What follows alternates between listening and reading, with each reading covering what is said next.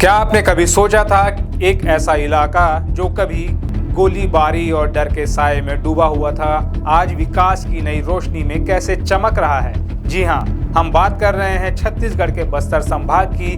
वो जमीन जो कभी नक्सलियों का गढ़ कहलाती थी, आज नई इबारत लिख रही है।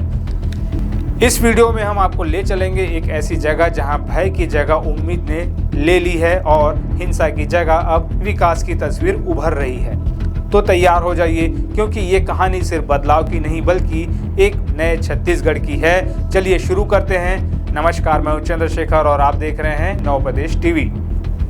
छत्तीसगढ़ के दक्षिणी सीमावर्ती इलाके खासकर बस्तर, बीजापुर, सुकमा, दंतेवाड़ा, नारायणपुर, कांकेर और मोहला मानपुर, अंबागढ़ चौकी लंबे समय तक नक्सलवाद के साए में रहे हैं। यहाँ कभी सड़कें नहीं थी, स्कूल वीरान थे या अस्पताल थे, लेकिन पहुंचना मुश्किल था। लेकिन आज इन इलाकों में एक नई सुबह का आलम है। राज्य सरकार ने न सिर्फ नक्सलवाद के खिलाफ कामयाब जंग लड़ी है, बल्कि यहाँ के लोगों के जीवन को बेहतर बनाने के लिए विकास की नींव रखी है। तो आखिर इस बदलाव का राज क्या है? चलिए इसे समझते हैं। छत्तीसगढ़ सरकार ने नक्सल उन्मूलन और विकास को एक साथ लेकर चलने की रणनीति अपनाई है। पिछले 15 महीनों से सरकार ने इन 7 नक्सल प्रभावित जिलों में ऐसी योजनाएं लागू की है जिन्होंने न सिर्फ नक्सलियों के पैर उखाड़े बल्कि आम लोगों के जीवन में विश्वास और समृद्धि की किरण जगाई है। आइए कुछ आंकड़ों पर नजर डालते हैं जो इस बदलाव की कहानी को और साफ करते हैं। प्रधानमंत्री आवास योजना के तहत इन 7 जिलों में लगभग 1 लाख आवास स्वीकृत हुए हैं। ये अपने लक्ष्य का 107% है। खास बात यह है कि नियत नीलानार योजना के तहत नक्सल प्रभावित 145 गांवों में 1100 नए आवास स्वीकृत हुए, जिसमें 300% की वृद्धि दर्ज की गई है। यानी जो लोग पहले जंगलों में डर के साए में जी रहे थे, उनके सिर पर अब पक्की छत है। आयुष्मान भारत योजना के तहत लाभार्थियों की संख्या 19.24 लाख से बढ़कर 21.5 लाख हो गई है।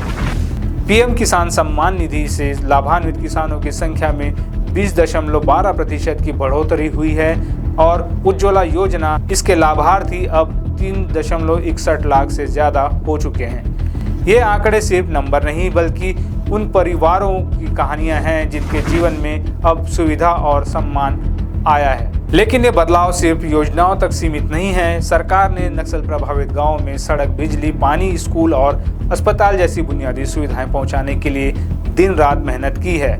नियत नीलानार योजना के तहत 145 गांवों में 124 अब सड़क मार्ग से जुड़ चुके हैं। बाकी 31 गांवों में काम तेजी से चल रहा है। स्कूलों की बात करें तो मार्च 2024 तक इन गांवों में 122 स्कूल थे, जो अब बढ़कर 144 हो गए हैं। यहाँ पढ़ने वालों बच्चों की संख्या में 20% की बढ़ोतरी हुई है। आंगनबाड़ी केंद्रों की संख्या 193 से बढ़कर 202 हो गई है और पंजीकृत बच्चों की संख्या में 30% का इजाफा हुआ है। ये छोटे छोटे बदलाव नहीं बल्कि एक नई पीढ़ी के भविष्य को संवारने की शुरुआत है। और हाँ, ये सिर्फ सरकारी आंकड़ों की बात नहीं है। बस्तर की जमीन पर अब नई कहानियां लिखी जा रही है। बीजापुर के भैरमगढ़ में जहां कभी नक्सलियों का खौफ था, आज मां दुर्गा महिला स्व सहायता समूह की महिलाएं हर्बल गुलाल बनाकर आत्मनिर्भर बन रही है। इनके बनाए गुलाल की मांग अब न सिर्फ छत्तीसगढ़ बल्कि देश के दूसरे हिस्सों में भी बढ़ रही है। ये महिलाएं जिन्होंने नक्सल हिंसा में सब कुछ खोया, आज सरकार की योजनाओं की बदौलत नई उम्मीद के साथ जी रही है। अब सवाल ये है, ये सब कैसे मुमकिन हुआ? इसका जवाब है सरकार की संवेदनशीलता और दूरदर्शिता।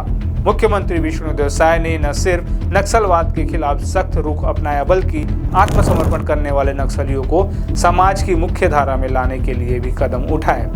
नक्सलवादी आत्मसमर्पण पीड़ित राहत एवं पुनर्वास नीति 2025 के तहत आत्मसमर्पण करने वालों को न सिर्फ सुरक्षा दी जा रही है बल्कि उन्हें रोजगार, शिक्षा और सम्मानजनक जीवन का मौका भी दिया जा रहा है।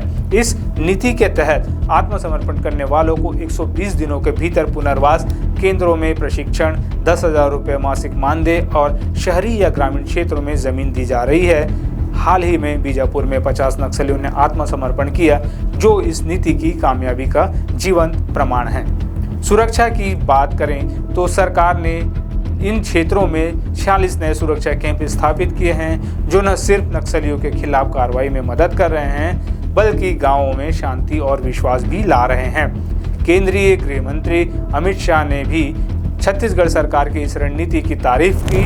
उन्होंने ऐलान किया कि जो गांव पूरी तरह नक्सल मुक्त होंगे, उन्हें 1 करोड़ रुपए की विकास निधि दी जाएगी।